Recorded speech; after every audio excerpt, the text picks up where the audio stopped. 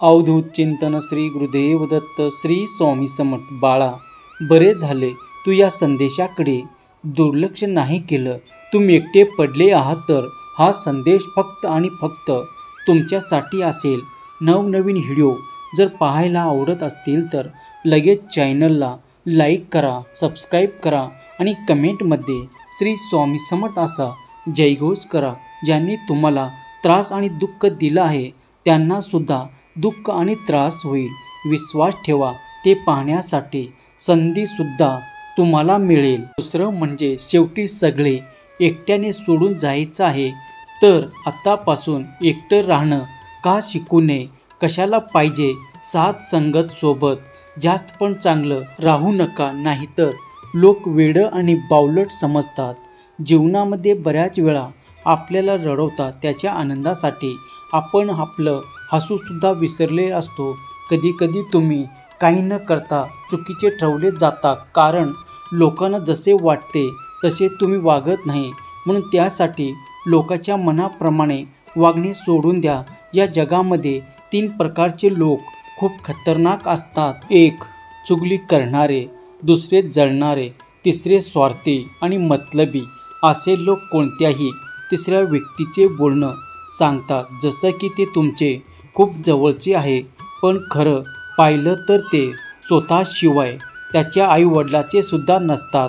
मग आपले कसे होणार? होय बाळा, आजच्या युगामध्ये तोच मोठा आहे ज्याच्याजवळ पैसा आणि पद आहे। तू दिवस रात्र आतोनात मेहनत कर बाळा, ते सर्व मी तुला देणार आहे, कारण माझे देवदूत आता तुझे भविष्य लिहिण्यासाठी सज्ज आहे। विश्वास असेल तर होय देवा, मी आशीर्वाद प्राप्त करण्यासाठी सज्ज आहे असे टाईप करा आणि हा संदेश तुम्ही शेवटपर्यंत ऐका। बाळा, काही लोक येतात तुमचे दुःख कमी करायला, पण जेव्हा तुम्ही त्यांना आनंदित दिसता तेव्हा ते चिडून निघून जातात। ते न बोलता विंचू जर कोणावर प्रेम केलं तर तो प्रेमातसुद्धा डंकच मारेल। काही लोक या विंचवासारखे असतात आणि ते आपल्या आयुष्यात हमखास असतात। समोरच्याला जाणीव पण नसते की त्याने तुमचं मन नाही तर भरोसा तोडला आहे आणि आपण त्यासाठी आपले आनंद गमावून बसलेला असतो। ताकदीपेक्षा जास्त बुद्धीचा वापर करा, कारण ताकद हे लढायला शिकवते आणि बुद्धी ही जिंकायला। ज्या कपड्याचा रंग गेला ते शरीरावरून काढून टाका आणि जी लोक रंग बदलतात त्यांना तुमच्या मनातून, आयुष्यातून काढून टाका आणि सांभाळून राहा अशा लोकांपासून जे रोज रंग बदलत असतात। जोपर्यंत काम आहे तोपर्यंत सोबत राहतात, नंतर त्याचे बोलण्याची पद्धतसुद्धा बदलून जाते। त्रास आपोआप कमी होईल बाळा, जेव्हा आपल्या लोकांपासून अपेक्षा करणे आपण बंद कराल। त्यामुळे आपल्याकडून अपेक्षा करणे बंद करा। अपेक्षा करायची असेल तर स्वतःवरती करा आणि त्या अपेक्षा पूर्ण करण्यासाठी दिवस रात्र एक करा। तुमचा प्रामाणिकपणा जर तुमच्या सोबत असेल, प्रामाणिकपणे जर तुम्ही मेहनत करत असाल तर यश तुम्हाला हमखास मिळणार, कारण साक्षात या ब्रह्मनायकाची शक्ती आपल्या पाठीशी असते। तर मग आपल्याला घाबरण्याचे कारण नाही।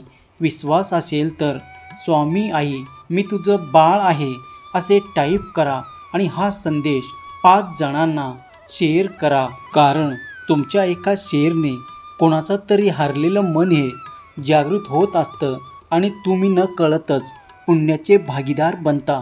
स्वामी महाराजाचे आशीर्वाद तुम्ही प्राप्त करता। देव म्हणतात बाळा, स्वभावात शांतपणा कधीही कारणाशिवाय येत नाही। काही दुःख असे असतात जे आवाज पण हिरावून घेतात। अडचणी आयुष्याचा हिस्सा आहे। स्वतःच्या अडचणीवर ज्याने पाय ठेवला तो आयुष्य जिंकला आणि ज्याने अडचणी डोक्यावर ठेवला तो आयुष्य हरला। आता तुम्ही ठरवा तुम्हाला अडचणींना सामोरे कसे जायचे आहे। बाळा, नशीब आणि आपल्या लोकांचा काही भरोसा नाही, हे दोन्ही कधीही पलटू शकतात। त्यामुळे कोणावरतीही जास्त विश्वास तुम्ही ठेवू नका। प्रत्येक नात्याची काही मर्यादा असते, पण गोष्ट जेव्हा आत्मसन्मानाची येते तेव्हा काही नाते संपून टाकण्यात सहज योग्य असतात. ज्या गोष्टीचे दुःख कधी तुम्ही करू नका की तुम्ही काय गमावलं, पण या गोष्टीचा आनंद माना की तुम्ही जे बोलता ते करून दाखवता आणि तसे तुम्ही राहा. जेव्हा तुम्हाला जाणवेल की आपलीच लोक तुम्हाला टाळत आहे, मग कधीही त्यांना त्रास द्यायला जाऊ नका, कारण ते आपल्याला टाळत आहे तर आपलं त्याच्या आयुष्यात काहीच महत्त्व नाही. कोणत्याही वाईट माणसाच्या वागण्यामुळे स्वतःच्या मनाची शांतता आणि समाधान कधीही घालवू नका, कारण त्याच्या हेतूच हा असतो आपल्या आयुष्यात येऊन आपले आयुष्य हे उद्ध्वस्त करणे. मग त्याची इच्छा आपण कशाला पूर्ण होऊ द्यायचे? त्याचे मन स्वच्छ असतं. बऱ्याच वेळा अशा लोकांना नाकारला जातो. म्हणजे कोणालाही फोर्स करू नका. किती व्यक्ती तुमची आठवण काढेल, तुम्हाला वेळ देईल, काही दिवस शांत राहून पहा, मग तुम्हाला स्वतःलाच कळेल की त्या व्यक्तीच्या आयुष्यामध्ये तुमचं महत्त्व काय आहे. ते आवड आणि निवडीचा मुद्दा नाही, आता मुद्दा मानाचा आहे आणि मनच शिल्लक राहिलं नाही. महाभारतातील कर्णानंतर एक वकील असा आहे जो चुकीचा सुद्धा तुमची साथ देऊ शकतो. तो आहे भगवंत. भगवंत आपल्या पाठीशी कायमच असतो. फक्त आपला विश्वास आपल्या भगवंतावरती असायला पाहिजे. सहमत असाल तर माझा देव माझा पाठी राखा असे टाईप करा आणि हा संदेश तुम्ही आपल्या प्रियजनांना शेअर करा.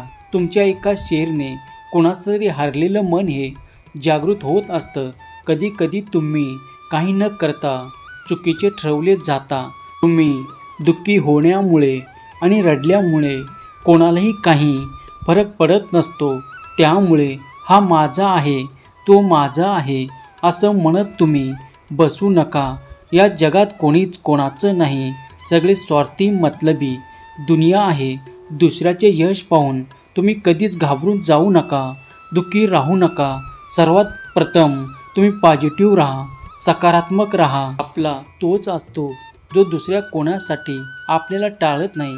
तोच खरा आपला जिवलग आणि तोच खरा आपला मित्र. सहमत असाल तर लव यू गॉड असे टाईप करा. बाळा, अति विचार तो करू नको. आता तुझ्या आयुष्यात सुख येणार आहे. तुम्हाला ते सगळं काही मिळेल जे मिळण्याची तुमची इच्छा आहे. फक्त तुम्ही माझ्यावरती विश्वास ठेवा.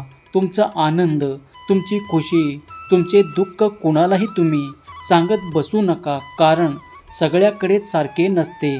पण मीठ मात्र लोक घेऊन फिरतात. कोणी कोणाचं नाही म्हणून कोणाचंही जगणं थांबत नाही. कोण असेल कोणाचं म्हणून कोणाचंही मरण हे लांबत नाही. बाळा, मी तुझा देव आहे आणि तू माझा लाडका भक्त आहेस. मी तुझ्यावरती खूप प्रेम करतो. जीवनामध्ये बराच वेळ तुझ्या आयुष्यात संकट येतील, पण तू हार मानू नकोस.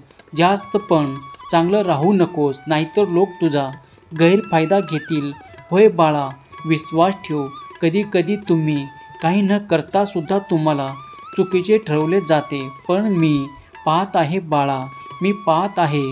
तू माझा प्रिय भक्त आहेस. श्री स्वामी समर्थ. जय जय स्वामी समर्थ. धन्यवाद.